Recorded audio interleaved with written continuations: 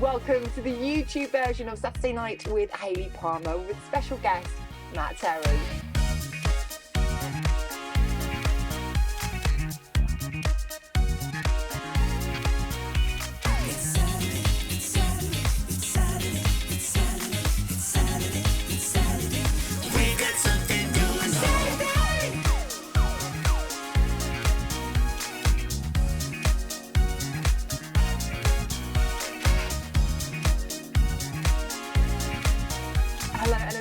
Warm welcome to you. I'm Hayley Palmer. It's so good to have you here with me on tonight's show because yes, we have such a special guest for you. Oh yes, it is the brilliant Matt Terry. And here is what happened when I caught up with him. Matt Terry! Hey! How are you? Good, thank you. How are you? I'm very good. It's so lovely to see you in person because the last time I spoke to you, you were making banana bread.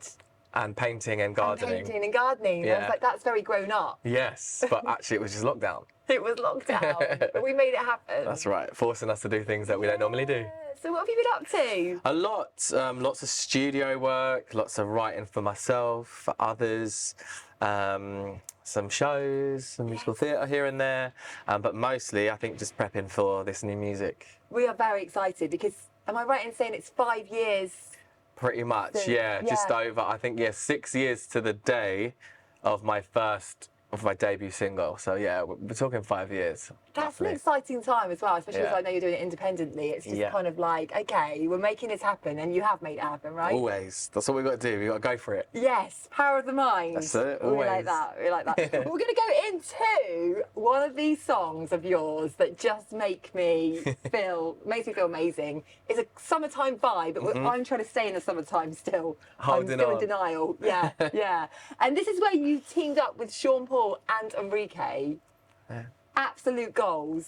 Goals. And it was just the right place, right time, wasn't it? 100%.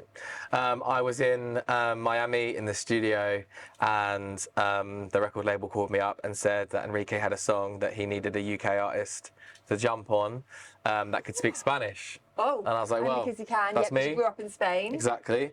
And then I luckily delivered on the day, and then he was like, yeah, I want you on it. And I was like, okay. Did he watch X Factor? Yes. I don't know. I never asked him. We take it that he did. Yeah, I think he sits at home in Miami on the beach with his laptop watching us on X Factor. There we go. Yeah. Stunning. Love that. And what I want to know is, can we do a part 2? Can we do another single with I'd love Enrique? 'Cause that would be... We should give him a call. We should. What, the 4 of us? Yeah. Yeah. Right, so you'll get your singing lessons. There we go. There we go. I was just saying to Matt off camera that I'm going to have singing lessons next year because the time has come where the Palmer is going to come and take on karaoke. And be a feature. Be a feature. Feature vocalist. I mean, you heard it here first. But anyway, Matt, would you like to introduce your single because I can't do it justice? Of course. Subeme La Radio with Enrique Iglesias and Sean Paul. Enjoy.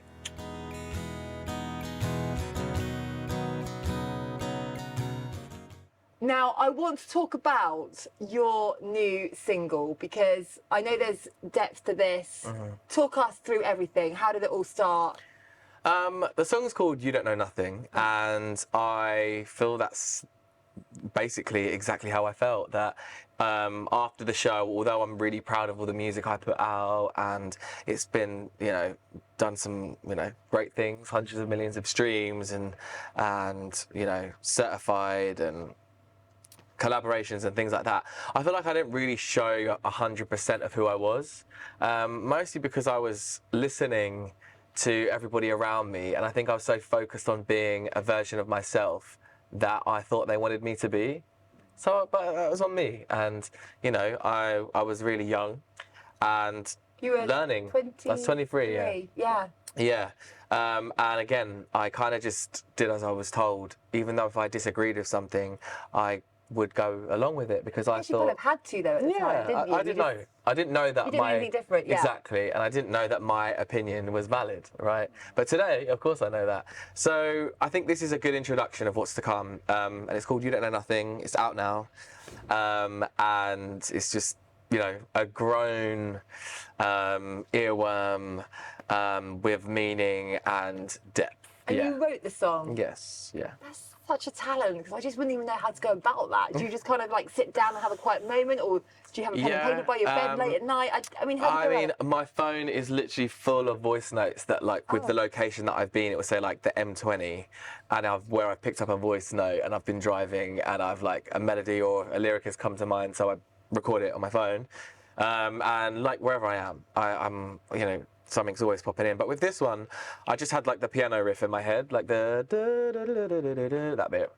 And I took it into the studio, and the producer that I was working with said, "Oh, I love that," and then kind of went into like, "You don't know nothing,"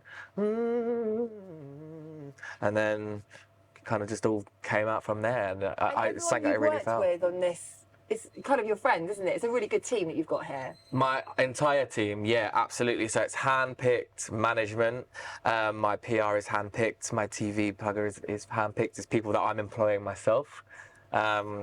And it feels empowering. It feels good. Yeah. I make all the decisions, and I call the shots. So I am not too fussed on. Of course, I want major success for this music, and I want the world to hear it. But as long as I'm doing it my way, I think that's the right way, and I'm happy with that. Yeah, absolutely. And the music video, where was that shot? In Greenwich, in a warehouse. There we go. Yeah. The glamour. Yeah, co-directed by myself and a pal of mine, and we just rocked up to this warehouse that we rented, had a whole concept, and I was like, this is what I want to do, and he kind of saw my vision, and we worked together, and the pair of us just got it done. I love that, because a lot of people just go, oh yeah, I'm going to do this, but you've actually taken the action, you've made it happen. Yeah, we have to. And you have to, absolutely. Yeah, Good lesson to be learned. absolutely. Well, make sure you can download the single. Yeah, can't you? and stream. It's available everywhere. Absolutely everywhere. If you haven't checked it out, make sure you do. And we are going to show you the music video right now.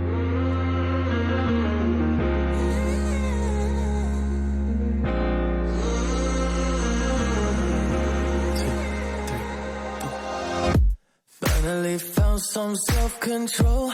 Back from hell, I sold my soul. Baby, there's so much you don't know. Oh, how could you think that we're still close? Been 5 years, you're like a ghost. Rolling back when you need me most. Oh, I say, you don't know nothing. You don't know nothing, baby. I know that you think about me, but you don't know a thing about my heart. You don't know nothing, baby. You don't know nothing. You don't know nothing, baby. I know that you think about me, but you don't know a thing about my heart. You don't know nothing about me. They call me a pro when I play this game. I'ma cut you off and forget your name. I don't wanna drive myself insane. Oh, yeah. You keep running back if you got no shame. How could you believe that love don't change? Do we even call it love anyway? I say,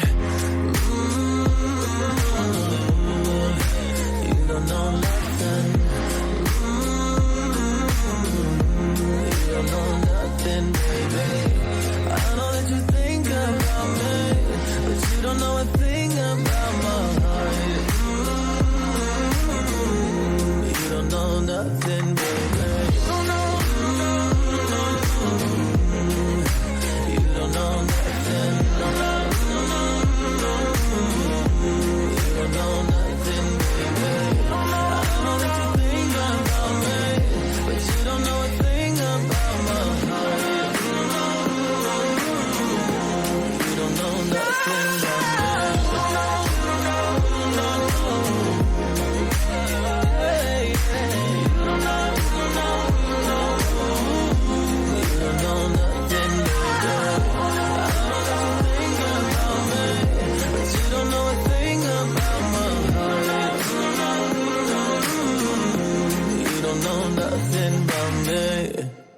talk about musical theatre, because we are currently at the Theatre Cafe, which is very stagey, as you can see.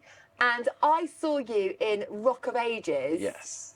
Playing the character Stacey Jacks, which right. is absolutely iconic. And I just think it's brilliant that you've done it, because I know that you did you train in musical theatre? That was your thing, wasn't Absolutely. it? Anyway, yeah. Yeah, I mean, when I turned 15 and like discovered that I could kind of sing, my mum wasn't too keen on me moving to London to try and be a pop star. So we had to settle for something a bit more secure. It's just as difficult in my opinion, but in my mum's eyes, she was like, oh, why don't we try musical theatre? At least then you can go and train in it and do something. Like, I can't just let you move to London and like just play your demos to people. Like, let's get you a qualification. Yeah. So I auditioned for a theatre school and I ended up getting a scholarship, which was lovely. DM, wasn't it? D&B. D&B, that's the one. Yeah. That's the one. And yeah, I was there for 3 years and graduated, got some agent offers, and I was auditioning for a while, and then X Factor came along and I ended up kind of going that way instead anyway. But it's been so nice to kind of go back to where it all began. And, I've done a few shows now, and I love it. It's such an escape. By the time I'm sort of burnt out in the studio, I'm ready to go and play a part. And then by the time I'm burnt out acting, I'm ready to go back to the studio. It's quite a nice little mix you've got, isn't it? Absolutely. But I always think when you go on stage, I just think, my goodness, you can't really have a bad day. You can't go, well, today I'm just not feeling myself, so I'm not going to give 100%. Like, That's right. You have to give 100%. But I guess that round of applause at the end and that bow, it's all worth it, isn't it? Absolutely. And I think, like, your cast, you don't want to let your team down. And it's nice. As a solo artist, I spend a lot of time on my own. And now as an independent solo artist, I'm like as high as anyone can go. I'm the boss, right? So there's not really like, you celebrate your wins with your team, but when you're in a show, you finish the show and you kind of celebrate together. That round of applause is for everybody backstage, the lights, the sound, and then everyone on stage, of course. So there's a lot of people involved. It's nice to kind of share the experience. And it's good, isn't it? Because you said to me that when you first came over, you were auditioning and you kind of nearly got that role, but not quite. And Absolutely. They say musical theatre, it can be a tough process, but for people watching that are just coming out of theatre school, whatever, you've got to keep going, haven't you? Absolutely. It's so tough. Like, I think anything in the entertainment industry is tough, because it's hard not to take it personal, because you're being judged literally on yourself. It's not like when you go to a normal work interview and maybe, I don't know, some certain qualifications aren't up to scratch, or you're overqualified in some cases, whereas they're literally judging you on what you look like, what you sound like, and that's hard to deal with. But I'd say to anybody out there, like, you can do anything you put your mind to, and like, theatre is honestly, it's not for the faint-hearted. It's like the strongest of human beings. You've got to have the stamina and the mental strength, haven't you, to go out there every night. It's everything, and to have that the stability and like the stamina, as you said, is so important, because to go on stage as a role every night and you have to deliver to like the same level to the same audience, no matter how full or empty, it's a lot of work. I swear I'd start thinking about food and it all go wrong. I think, that's human. I'm sure we all do that. There's been times where we've been like in the bar in Rock of Ages and saying, are you going to Nando's later? Yeah, definitely. But I would definitely be there. But is there a dream role in the West End? Is there a dream role? I think I would love to do Anne Juliet at some point, if they'd have me. I can see you in that. I think with the pop music and that kind of side of things, I'd love to get involved. So if anybody's watching, give us an email. Make it happen. Oh yeah. Then we're going to go into Sucker For You, because this was shot in Miami. That's right. And again, I'm loving the summer vibes. So I thought, let's just pretend we're in Miami. Why not? Here we go.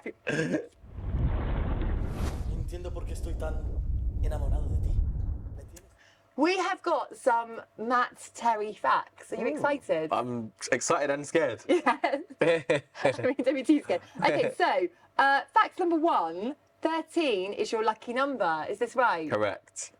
It's unlucky for most people. It is Why unlucky. Is it lucky for you? I don't know where to start.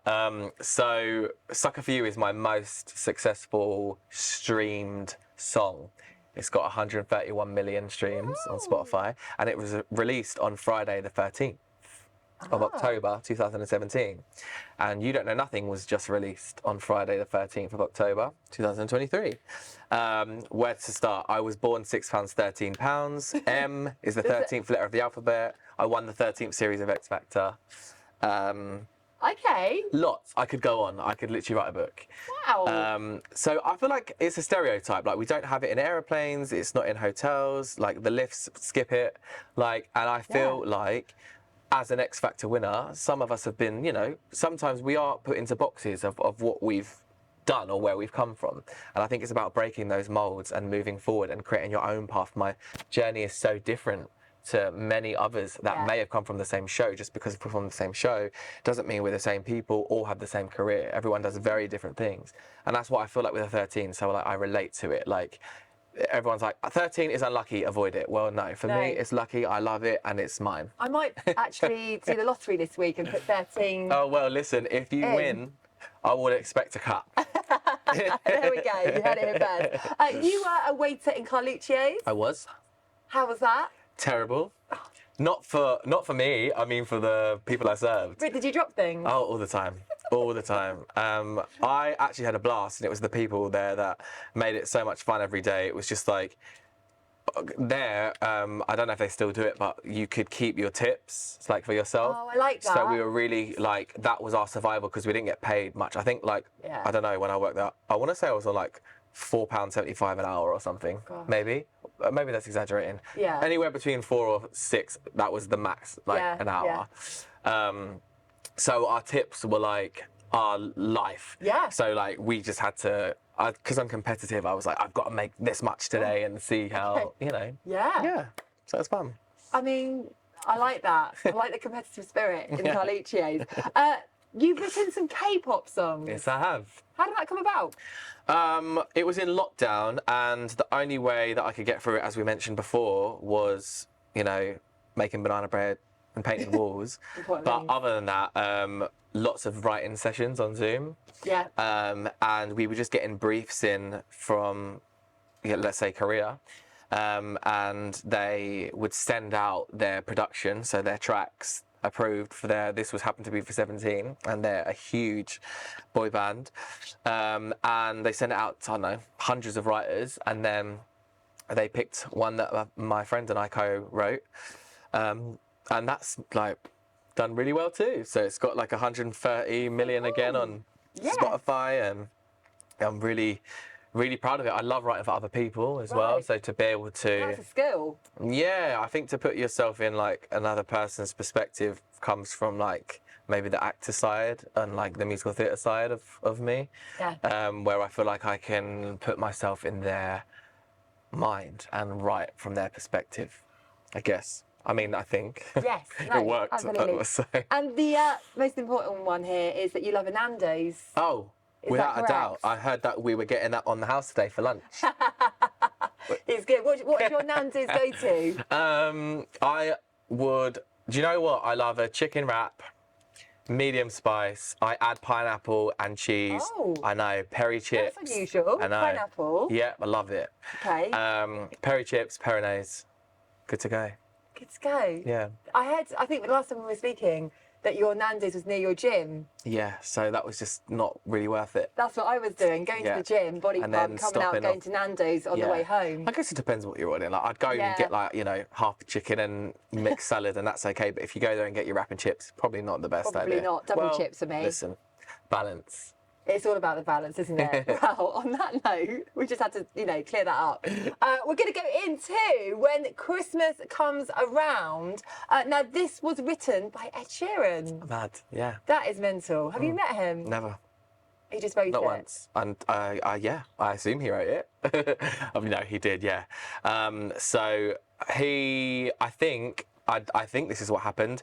He had the song, like, When Christmas Comes Around, like, in his locker of magic that he has. Yeah. And the final, I want to say 5 or 6 of us in the show recorded it. Yes. And then obviously whoever won would release it.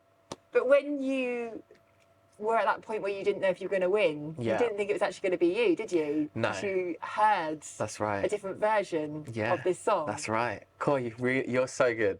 You're so good at your job. I mean, I'll take that. You are. So I actually heard in my in-ears backstage. So I had Nicole on my right holding my hand, and then Sharon to my left and Sarah alto. Yeah. They were to my left. And in my in-ears, I heard the backing track of When Christmas Comes Around come into my in-ears before we walked out, and it was in Sarah's key. So my mind went to... You've gone, game over, I'm going to Nando's, go home. I said, they've prepped the next song, the next performance, and it's going to be Sarah, and it's her version of When Christmas Comes Around. And then I went on stage, and that's why I was so shocked when I heard my name. Because when you actually... If you look it back... I've looked at it back, and you are genuinely gobsmacked. Because I was like certain... But then I guess in the back of my head too, I was like, no way have I come this far, like not to take the one. I knew you were going to win. Oh, really? Because what you were saying, you were like, I have to win. I'm going to, and I believe in that. Yeah, me too. Yeah. Yeah. So I knew it. Oh. On that basis. Do you still see Nicole? Occasionally. I've not seen her new show yet. Yeah, you should go and see the... Absolutely. Yeah, I think like she's just one of those humans that I know that whatever I would need, she'd be there. Yeah. Yeah. Well, here we go. Happy Christmas. Merry Christmas. Winter days turn to grey, put the headlights on, snow and rain wiped away. I can. Right, we have a quick fire round. It just gets more fun by the minute on this show. Exciting. I know. Bringing the fun back, sir. So, question number one. What is your ritual before going on stage? A Coca-Cola. Full I know. fat? Full fat. The sugar does something to my body. It gives me energy. They say singers shouldn't have fizzy drinks beforehand. What, like 1 minute before going on stage? I'm like half an hour, 30 minutes before, I've got a Coca-Cola and a straw. Yeah. Every time? Every time. There we go. Yeah. I didn't think Sponsored by Coca-Cola. I was going to say, on that note, we're going to like do a little Give us a call. collab here.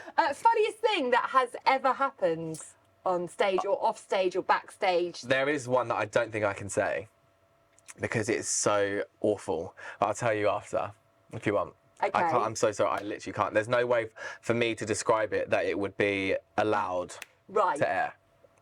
I'll let you all know on the story. Yeah.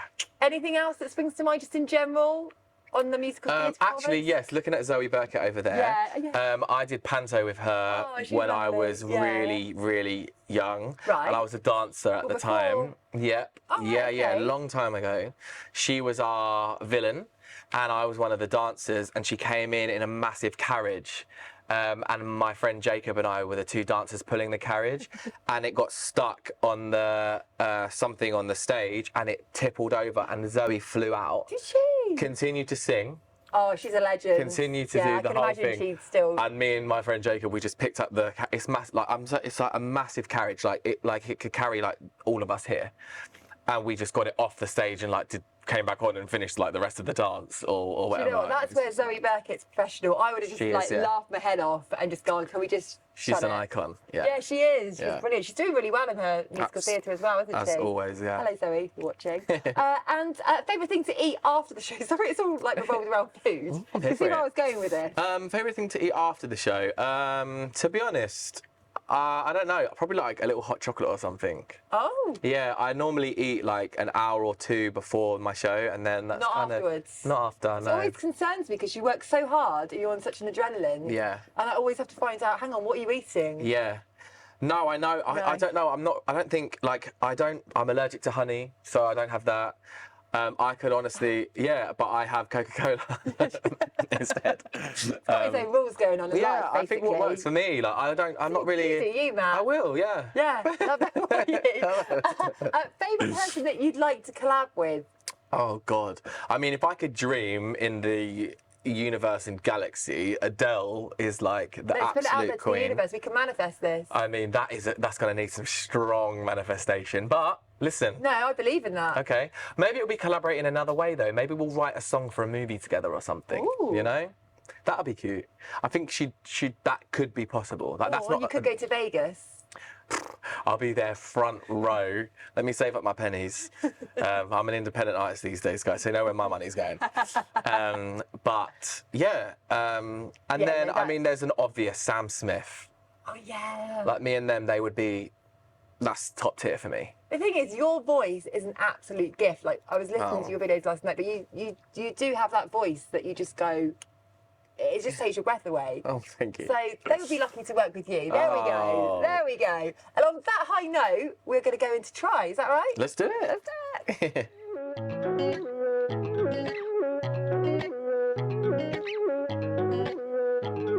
So we have the new single, very exciting. Is there going to be an album? It's something you're working on at the moment, right? Absolutely. I think it's pretty much done.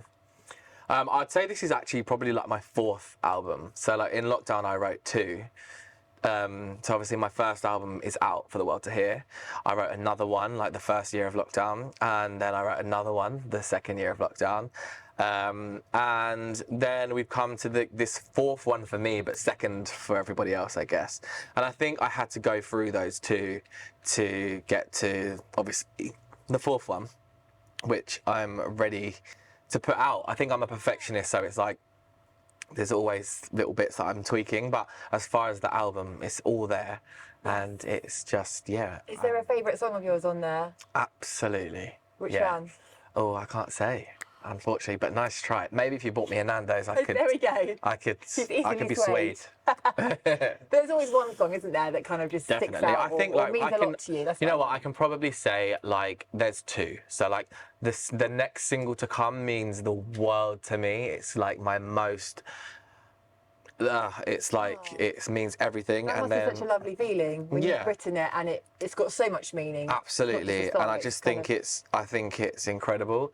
And then the last song on the album that's currently on the current track list, it's the last song on the album, and I just absolutely love it. I listen to it a lot. Yeah. Yes. Well, keep us posted on the album, won't you? course. But meanwhile, if you have not downloaded the single, You Don't Know Nothing, there we go. or streamed, Or streamed. whatever you want, Whatever you want. Why not? then go for it. Go do it now. We'll wait here until you do it. Yeah. I feel like I'm being so bossy today. Yeah, we have to ask. If you don't ask, Exactly. You don't So get- you need to get hold of it. That's not an ask. We're telling you.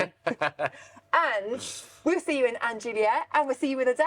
Oh, look at I put it this. out to the universe, Matt. There we go. it was a successful day. There we go. But you know what? It's so lovely to catch up with you because I loved X Factor. People that watch my show know that I was a big X Factor fan. And for me, it was something that I just would rush back after my dance classes too and sit down and watch it. I wouldn't even go and make a cup of tea because I'm like, no, Matt's on. Nobody talks. He's on. And so for us, it's such good times. And it's so lovely to see how you've progressed as well. Thank because you. I feel like that was an era, but I feel like just talking to you, you feel so good in your Definitely. mindset. Absolutely. And it's brilliant that you put out your single and your album, and seeing you like this, it's just wonderful. Thank So, you. That means a lot. Thank you so much. Go and get a Coke. Yeah. There we go. Let's go. Sponsored by Coca-Cola. Oh yeah. Oh, it's so wonderful. Isn't it brilliant? Matt Terry, everyone. Woo. Thank you. Oh, huge thank you, Matt Terry. What a brilliant guest here on tonight's show. And thank you to you at home for supporting the show. It really is much appreciated. Thank you. Now, I will see you same time, same place next week. Stay safe. I'm Hayley Palmer, and I will see you then.